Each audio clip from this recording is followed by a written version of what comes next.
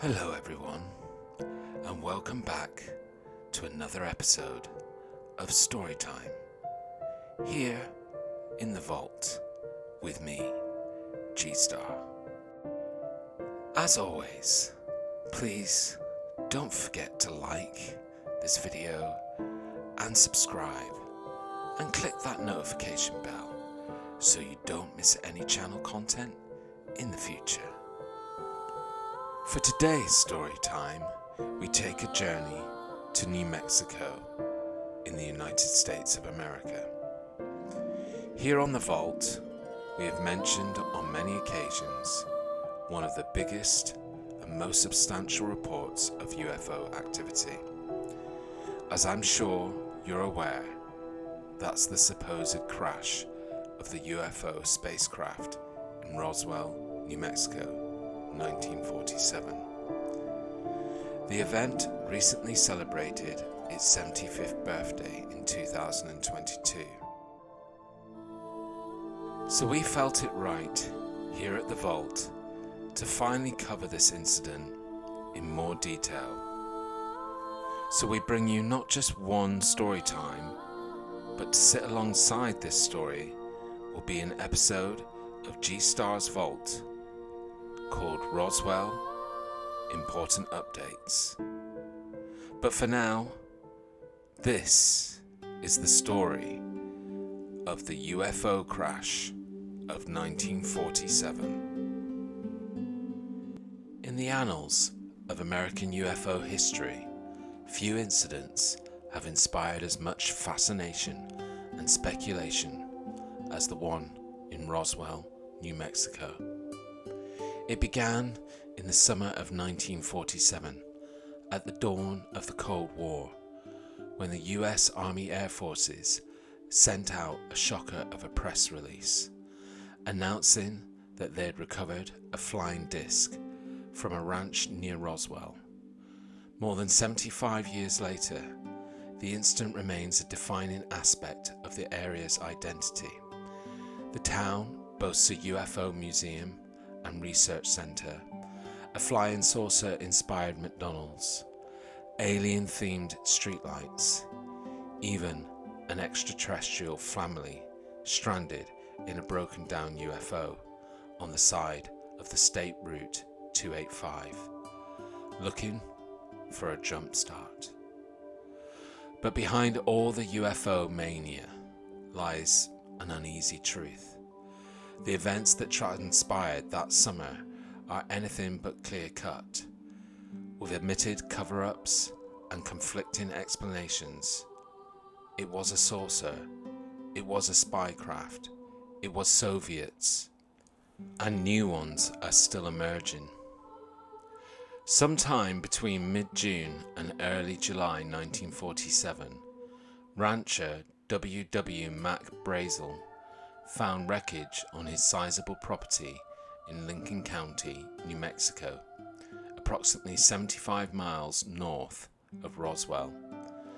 Several flying disc and flying saucer stories had already appeared in the national press that summer, leading Brazel to believe that the wreckage, which included rubber strips, tinfoil and thick paper, might be something of that ilk. He brought some of the material to Sheriff George Wilcox of Roswell, who in turn brought it to the attention of Colonel William Blanchard, the commanding officer of the Roswell Army Airfield, or the RAAF. The next day, the RAAF released a statement writing the following: "The many rumors regarding the flying disc became a reality yesterday, when the intelligence office of the 509th Bomb Group of the 8th Air Force, Roswell Army Airfield, was fortunate enough to gain possession of a disc through the cooperation of one of the local ranchers and the Sheriff's Office of Chaves County." According to that statement, Major Jesse Marcel, an intelligence officer, oversaw the RAAF's investigation of the crash site and the recovered materials. The government changed its story about the Roswell saucer a few times. The following day, the Roswell Daily Record ran a story about the crash and the RAAF's astonishing claim, but US Army officials quickly reversed themselves on the flying saucer claim, stating that the found debris was actually from a weather balloon, releasing photographs of Major Marcel posing with pieces of the supposed weather balloon debris as proof. For decades, many UFO researchers were skeptical of the government's changed account, and in 1994 the US Air Force released a report in which they conceded that the weather balloon story had been bogus. According to the 1994 explanation, the wreckage came from a spy device created for an until then classified project called Project Mogul. The device, a connected string of high-altitude balloons equipped with microphones, which were designed to float furtively over the USSR, detecting sound waves at stealth distance. These balloons would ostensibly monitor the Soviet government's attempts at testing their own atomic bomb. Because Project Mogul was a covert operation, the new report claimed a false explanation of the crash was necessary to prevent giving away details of their spy work. Entwined in the Roswell story was the situation that both military and civilian eyewitnesses claim there was a second site where there was a crashed vessel just kilometers away from the original site on Brazel's ranch. At this second site and at this craft, alien bodies were found and they were taken from the site. In a follow-up report by the US Air Force in 1997, following the report in 1994, this part of the Roswell story was explained in that report as fallen parachute test dummies. Roger Leunis, a historian and retired curator for the Division of Space History at the Smithsonian National Air and Space Museum, says those two reports from 1994 and 1997 close most of the remaining questions about Roswell. This story has been resolved, Leunis says. Has absolutely every question been answered? I can't say that, but I'm not sure that there are significant holes.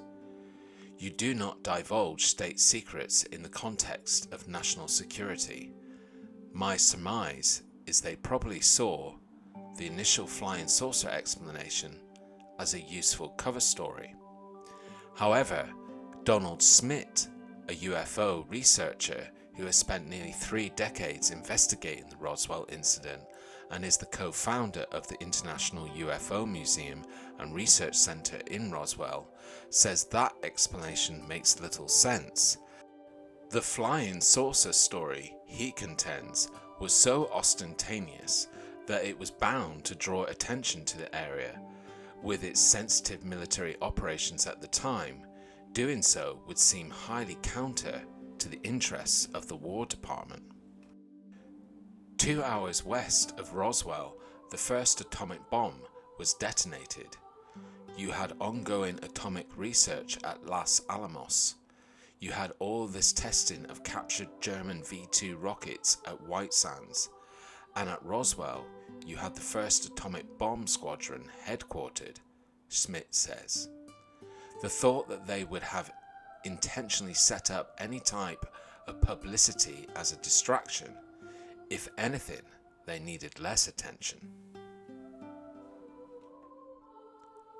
Just one day after the national press release and the statement from the RAAF regarding the find of a flying saucer, the Roswell Daily Record printed a follow-up story that read, General Ramey empties Roswell saucer. General Roger Ramey, being the commander of the 8th Air Force, to whose Fort Worth headquarters the debris had been flown. A series of photos were published showing Rami, Marcel, and other military personnel holding some of the debris. Sure enough, it looked pretty uninspiring and was entirely consistent with the tinfoil mentioned by military eyewitnesses in their explanation.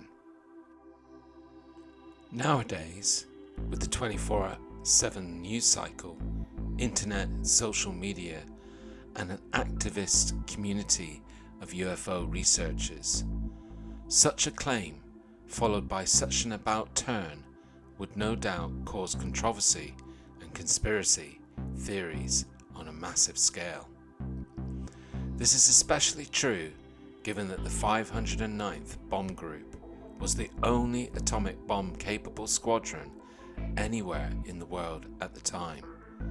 It's hard to imagine these elite personnel, many of whom were familiar with weather balloons, being fooled in this way.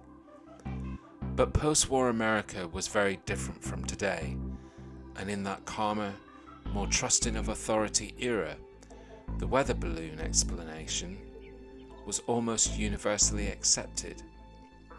Whilst interest in flying saucers and UFOs went from strength to strength, Roswell disappeared from the narrative. The story of the Roswell UFO crash was rediscovered in 1978 by nuclear physicist turned ufologist Stanton T. Friedman, who was tipped off that a retired military man had an interesting story to tell, none other than Major Jesse Marcel.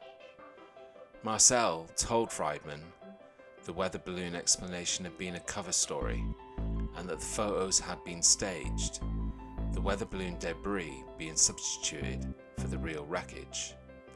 He claimed that everyone involved in the retrieval was clear the object had indeed been an extraterrestrial spaceship.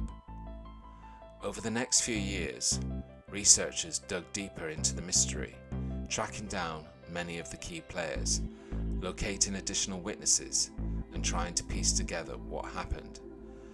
A number of retired military personnel who'd been based at Roswell corroborated some elements of the crashed spacecraft narrative and added their own details.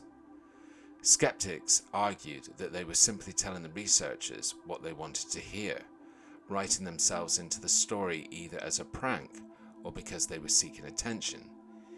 Either way, books were written, documentaries, drama series, and a movie were made, and the idea of a UFO crash became so embedded into the pop culture, even if people had no particular interest or belief in UFOs, there's a good chance they have heard of Roswell.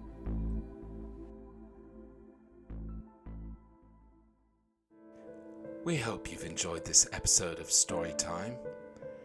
What explanation do you believe for the Roswell incident?